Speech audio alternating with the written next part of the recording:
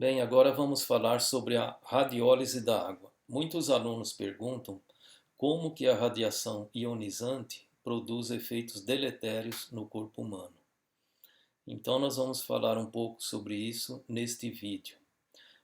A radiação ionizante produz radicais livres. E o que são radicais livres? Eles se caracterizam por serem muito reativos, não possuírem cargas elétricas e possuírem um elétron desemparelhado. Aqui eles se caracterizam por não possuírem cargas elétricas, mas, como toda regra há exceção, existem vários radicais livres que possuem sim cargas elétricas, mas em geral eles são neutros, né? A água pode se ionizar em OH- mais H+, ou seja, a água pode sofrer uma cisão, né? De modo que em pH neutro, pH igual a 7, existe a 10 a menos 7 molar na concentração de hidroxila e de próton, e 10 a menos 7 molar de próton.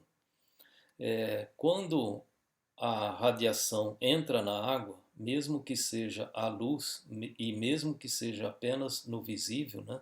Não precisa ser uma luz como raio-x, raio gama, ultravioleta, mesmo a luz no visível produz ionização na água. E aí esses elétrons são arrancados das moléculas de água e ficam livres na água. Daí, como ele tem carga negativa, ele vai incidir sobre o próton. E aí vai formar o radical hidrogênio.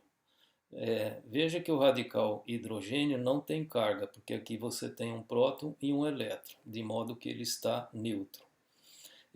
Esse elétron está ligado na periferia do átomo, ou seja, no nível excitado. Estando no nível excitado, o nível excitado tem um tempo de vida de em torno de 10 a menos 8 segundos. Daí pode acontecer duas coisas. Ou esse elétron desce para o nível fundamental e emite um raio UV que vai produzir outra ionização, ou nesse tempo de 10 a menos 8 segundos, é tempo suficiente para ele passar para outro átomo ou outra molécula. Mais ainda, esse elétron, como ele está no nível excitado, ele está fracamente ligado, por isso que é chamado de radical livre, porque esse elétron está livre. Então vamos ler, por um curto intervalo de tempo, 10 a menos 8 segundos, o elétron fica sobre o hidrogênio, portanto, no radical hidrogênio, a carga elétrica é nula. Mas o elétron não está ligado, por isso é um radical livre. No caso de ir para o estado ligado, deve emitir um fóton, e esse fóton cai na região de UV. Bem, na água também temos o hidrônio, e o elétron pode incidir sobre o hidrônio, formando água e também vai formar o radical hidrogênio. Na água temos o oxigênio, o O2. Aí esse radical hidrogênio pode se combinar com O2, formando o ânion hidroperóxido. E formando mais radical hidrogênio, ele vai se combinar com o ânion hidroperóxido formado e formar o peróxido de hidrogênio. E formando mais radical hidrogênio, ele vai se combinar com peróxido de hidrogênio e vai formar o radical hidroxila, que é um dos mais nocivos de todos. Bem, eu trabalho com uma técnica chamada ressonância paramagnética eletrônica, que a gente chama de EPR. E o EPR pode detectar o radical hidroxila, mas ele detecta de forma indireta. Há um spin trap, né, que é um trapeador de spin ou um sequestrador de radical livre, e ele forma complexo com o radical hidroxila. Ao formar complexo, ele passa a dar um sinal de EPR que permite identificar o radical que está sendo formado. E aí a gente nota, então, com esse aparelho de EPR que se a água ficar exposta um pouquinho, mesmo que seja sobre a luz fluorescente da sala, é o suficiente para gerar um sinal de EPR, ou seja, para gerar a formação de radical hidroxila.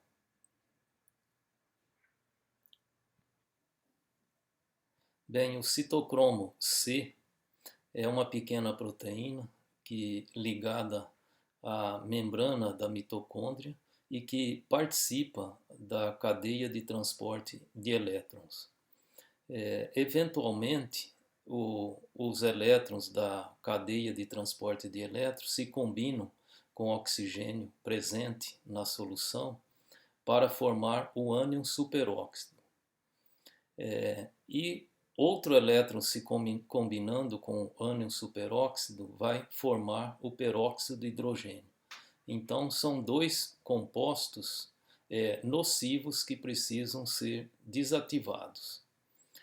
Para isso existem várias enzimas, a superóxido dismutase, a SOD, a catalase e a glutationa peroxidase. Elas transformam os radicais de oxigênios e os peróxidos em água e oxigênio.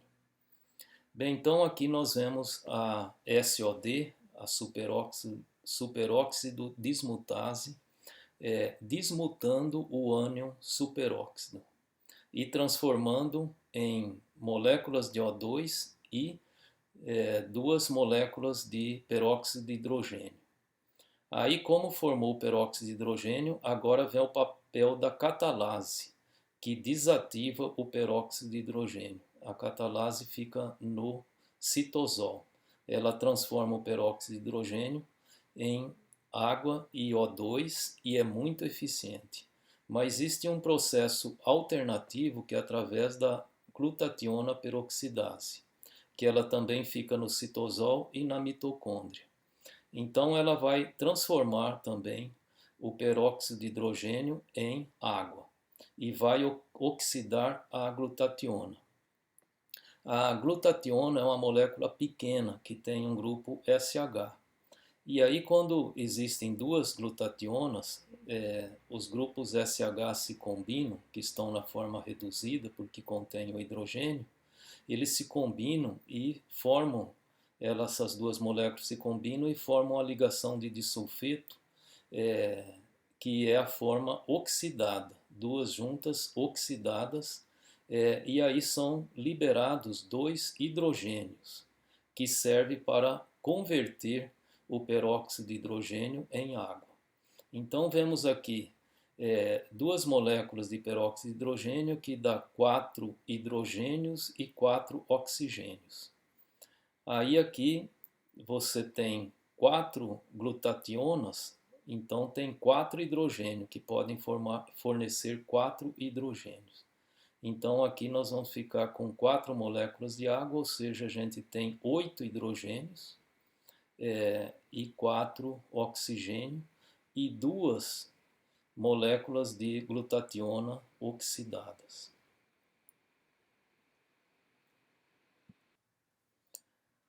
Outra maneira de formar o radical hidroxila é através da reação de Fenton. Na reação de Fenton, o ferro 2 se combina com o peróxido de hidrogênio e é transformado em ferro 3 mais a hidroxila mais o radical hidroxila. Esse radical hidroxila produz peroxidação lipídica, ou seja, é a oxidação dos lipídios da membrana celular. Na peroxidação lipídica ocorre o seguinte: a hidroxila entra dentro da membrana e lá ela vai se combinar com um lipídio. Se for um lipídio insaturado, ali próximo da ligação dupla tem um hidrogênio ligado a carbono, que ele se liga mais fracamente. E aí, estando fracamente ligado, o radical hidroxila pode roubar esse hidrogênio porque ele está ávido para formar a molécula de água. Então ele tem mais afinidade pelo hidrogênio do que o lipídio, porque esse hidrogênio está próximo de uma ligação dupla no carbono, né? E aí ele pode ser arrancado, aí você tem a formação da molécula de água, e aí ficou um lipídio radical. Esse lipídio radical, radical lipídico, ele vai formar, se combinar com oxigênio, que fica presente também, tem uma concentração até maior de oxigênio dentro da membrana, e ele vai se combinar com oxigênio para formar o radical peroxil. E aí, dois radicais peroxil vão se combinar para formar uma ligação cruzada. Vai formar o 2 e aí veja que formou uma ligação cruzada dentro da membrana entre dois lipídios. E isso resulta na peroxidação lipídica, que gera defeitos dentro da membrana. Ocorre vazamento de eletrólitos, ou seja, vazamento de íons através da bicamada lipídica, de modo que a membrana fica rígida, e eu posso também detectar pela minha técnica de EPR associada a um spin label. Eu posso detectar a rigidez formada na membrana devido à peroxidação lipídica. E ao mesmo tempo a membrana peroxidada, apesar de estar rígida, ela é mais permeável à água por causa desses defeitos criados de ligações cruzadas. Como se dá a proteção, então? Na membrana existe a vitamina E ou tocoferol. E o tocoferol é um protetor, porque quando a hidroxila rouba o radical, o hidrogênio do lipídio, o tocoferol pode doar esse hidrogênio que está aqui. Nessa hidroxila, ele vai e doa, de modo a evitar o processo de oxidação.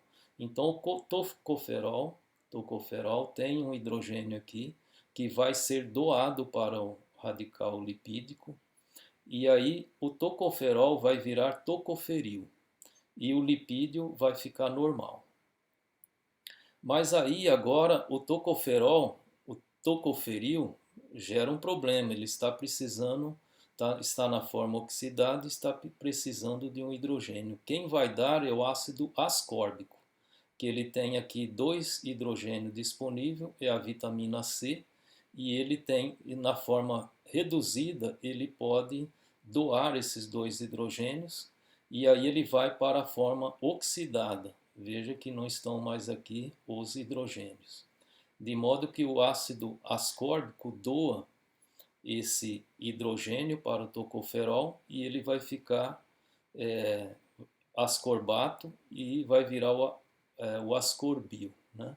Então eu tenho aqui o ácido ascórbico mais tocoferil, eu tenho o ascorbio mais o tocoferol em sua forma normal, agora com o hidrogênio aqui. E aí esse ascorbio vai ser novamente reduzido, principalmente pela glutationa e outros grupos tióis ou grupos SHs presentes na célula.